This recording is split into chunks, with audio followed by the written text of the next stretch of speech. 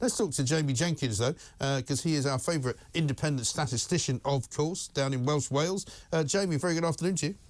Good afternoon, Mike. All the work you do, and I hope you're on a similar bonus to this British gas guy. Yeah, I hope so. Well, that would be nice, wouldn't it? But unfortunately, I haven't been rinsing the public, because what we give you, we give you for free. You know, I don't even have the benefit of the BBC licence fee to prop me up, so I'm afraid it's back down the old market at the weekend to sell my wares and try and make a bit more money on the side. Some fascinating stuff to talk about.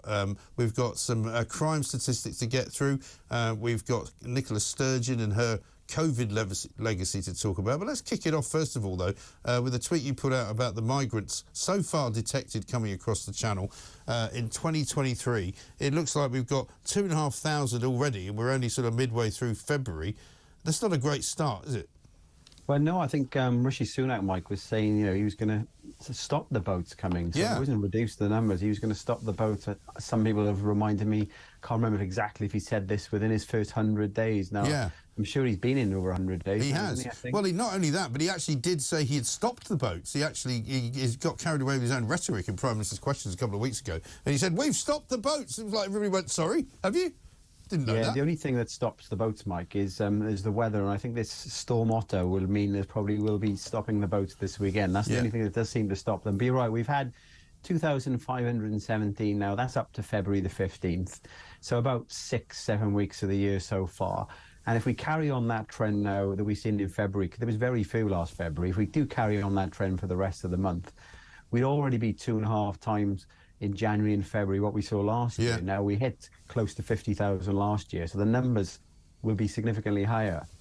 Yeah, it's interesting you say that about last February, because actually there was a massive storm last February that hit the southeast corner of England. I can say that with some memory, because I remember coming back in my garden, there were several trees down, and lots of trees down in that sort of part of the southeast of England. So probably that stopped them coming.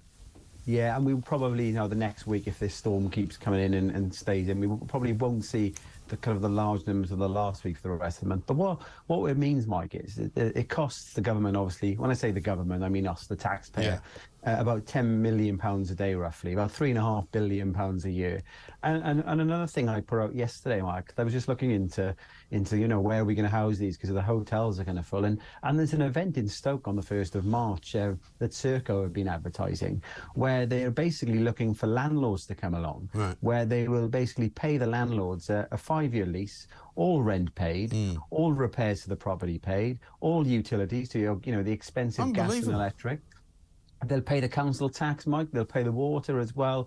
And, you know, that is going to cost the taxpayer a lot of money. It's going to take rental properties off the market. And from my Twitter, the last kind of 12 or so hours, having put the tweet out about that, it's kind of gone a bit mental. People are really angry about it. Well, of course they are. I mean, I'm literally... I retweeted it. Making on this? Well, exactly. Well, they've got a £2 billion contract with the government, as far as I know. They may even have another one for this, because they are raking the money in. And you're absolutely right. I mean, I retweeted it this morning, and I'm just retweeting it again as we speak, because, I mean, this will not just be happening in Stoke either. I mean, if it's happening in Stoke, you can bet your bottom dollar it'll be happening in Sheffield, it'll be happening probably in Rotherham, it'll be happening in Bury, it'll be happening all over the place, because what we learned this week as well, didn't we, is that they've housed an awful lot more of these asylum seekers in red wall seats, i.e. the north of England, and points north of sort of, you know, the Midlands, because they think people won't notice. Well, I'm sorry, people have noticed, and people are noticing it more and more. And the thing with the red wall, Mike, the reason a lot of people went over to Boris was all related to Brexit. And there's a vast variety of reasons why people voted for Brexit, but some of them was talking about, you know, taking back control, taking back the borders. So that's not going to play well in the red wall. And you've got to remember, Mike, we'll get some figures, I think, in the next couple of weeks with the latest quarter in terms of where these people are coming from. But it's quite clear the trend that changed in 2022, what were happening before, changed in 2022, when this was generally Albanians that were coming over as the majority of the nationalities. And that's a trend that will probably continue. You know, the organised crime, we do need to stop this. You know, Rishi Sunak, good luck if he can do it. But, you know, some of the people who are coming over, they won't be housed, Mike, because we've seen stories of some of the Albanians, they kind of come across, They go on the boat, they get processed, then they vanish, probably into organised crime into the UK. And so you've got to stop that route in the first place to stop the criminal gangs. Yeah, well, I mean, I often say whenever we talk about the migrant numbers that there's probably still more that were never counted, because I know the territory down there pretty well, and there's loads of beaches you can land on where there is no border force, where there is no RNLI presence, and you can actually land and it's very flat. You don't need even, you know, to be towed in, or you don't even have to jump in the water. You can literally land the dinghy on the sand and just step out of it, and your feet never get wet. And off you go into the nearest town. And that's happening. I know it's happening. People tell me it's happening. And that could be thousands more. No, indeed, Mike, and that's the big issue that you've got. You know, I've been told kind of off the record that you've got people who are asked to come in from Albania because of kind of the drug gangs in Albania are putting them on the boats, probably to come and work in organised crime in the UK. Let's not say this is not all of the people coming across on boats. So let's just know, not 100% of the people. We do get people who are coming from Afghanistan, Iran, and those coming over the boat as well. But as the numbers have gone up, more and more of them have been coming from Albania. And I think Rishi Sunak, at least at that part of it, needs to get a grip on what's going on. And he says he's going to stop the boats. Well, good luck to him, because if he doesn't, Mike, I think the next general election will be a wake-up call for the Tories. Yeah, I think it'll be stopping the Tories, and then that'll be the next thing. But you're right to point out this Serco thing, and in fact, it's something we'll look into in other parts of the country, because I'm sure there'll be plenty of people listening and watching this right now who will have information for us. Let's talk a bit about Nicola Sturgeon and her legacy. Very big surprise it was this week when she decided to step down. A lot of us think there must be more to it, you know. But she has just kind of lost the plot, and she has kind of committed political harry-kiri, if you like, as all because, even though she doesn't admit it, this transgender identity bill. Yeah, you know, it's strange, the kind of the things that can kind of end political careers. Mike, who would have thought Boris Johnson would have been ended with a cake as well?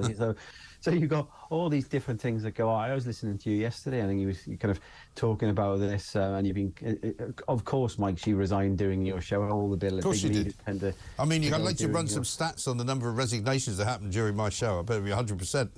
Yeah, I think it would be, Mike. You think, but yeah, you look at her legacy. It's a strange thing. It might have been you pointing this out, that when she was doing things in Scotland, people were loving the fact that she was doing things in Scotland through COVID. Yeah. When Boris Johnson was doing the same things kind of south of the border, they were kind of attacking him for it. So her legacy will be one, not just from COVID, her legacy is one with the highest drug deaths in Europe, one of the highest drug deaths in Europe, fall in life expectancy. You had the ferry scandal as well, lots of other things going on. And I think through COVID, Mike, she was the person, obviously, who brought in kind of the mask mandates first. She was found for not wearing masks when it was a legal requirement in Scotland on more than one occasion there, Mike. And the funniest, well, I say funny, but a very bizarre policy that was bandied about at one point was to try and improve the ventilation in classrooms. They were going to chop the bottom of doors in kind of classrooms. Yeah, which actually did happen, incredibly. And also, I mean, she failed significantly to push the independence vote anywhere at all. It's remained exactly where it was in 2014. It hasn't increased. So if there was to be a second referendum, which despite what the SNP say is not a democratic right to have, you know, they say they're being denied democracy. They're not.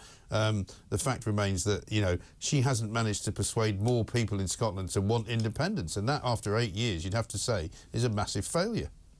And she's had a big platform as well the last 3 years, Mike, because remember those COVID conferences? She was on the platform, on the podium.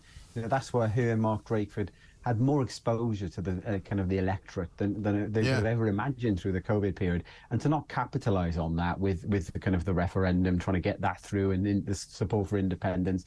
You know, if the independence support had gone up, she probably would have more of an argument for a mandate, but there hasn't gone up. It's no, you know, it's no surprise probably why she's resigned. What she's there to try and do, she's not going to be able to deliver. But there has got to be more than meets the eye in terms of why she's resigned. You would think so, yeah. This week. And for Drakeford, of course, it presents a bit of a problem because he was on the brink of adopting something similar to the gender bill, wasn't he? And they said, I think just a few days before she resigned, that they would like to have a similar bill pushed through, even though they know that probably Westminster Parliament will block it as well. I wonder if he's going to reconsider that. Well, you'd hope so, Mike, but bringing up Drakeford, we've had this very bizarre policy this week in Wales where they've banned all new kind of major roads in Wales. I know. Back to the horse and cart for you, I'm afraid. No, basically, Mike, we've got down the road from you. We've got a place called St Fagans, the Museum of Welsh Life, which kind of you can go around. Really nice place to go and visit. You can see what life was like 150 years ago. Yeah. I think the Welsh Labour Party are trying to take us back to the whole of Yes. Wales about what it was like 150 years ago. Yeah. You'd be living in kind of horses and carts. But, I live in an area, Mike, where not far down the road from me, we've got a huge house building. We're in desperate need for a bypass. Yeah. They've built a little bit of it. It's called the Road to Nowhere. And it is literally the road to nowhere because you can't get anywhere because the road stopped being built. Yeah, there's loads of those, and when you look into what happened, because one of those happened down not far from where my kids live, down in Sussex, and they started building this road, and apparently the company that was building the road ran out of money, so the road literally, like you say, just stops. It doesn't even sort of go to another road. It just stops. It literally stops in the middle of a field, and that's the end of that. And then nobody's got any money to continue it. And so all of the other plans that were built around this sort of bypass have now gone for a burden. And the council, of course, have lost a load of money. And nobody knows where it's gone. And that's kind of what's going on with this plan here, Mike. I think there was talk of finishing the road when a number of houses have been built. But that's kind of on hold at the moment because of this plan. And why are they banning new roads, Mike? People might be listening and watching this now thinking, well, why are they doing it? It's come from the Deputy Climate Change Minister saying that we're banning new roads because we've got to hit our net zero by 2050. Now, they're happy for population to increase. They're happy for more tourists to come in. But you've got to have the infrastructure in place to do that, Mike. And the UK emits 1% of the world's CO2 emissions, and Wales will be a fraction of that. It's just absolute nonsense why they put these plans in place to ruin people's lives on a day-to-day basis. If you look at a railway map of Wales, Mike, you can't get a train from Pembroke all the way up to, say, North Wales without going into England. Yeah. So it'll take you a full day and a half to get there. It's just absolute nonsense. I know. Unbelievable stuff. Listen, we haven't got time for the crime, I'm afraid. We'll get back to that another time when we talk to you again. Jamie Jenkins there, independent statistician, reporting into us from Wales. Absolute madness down there.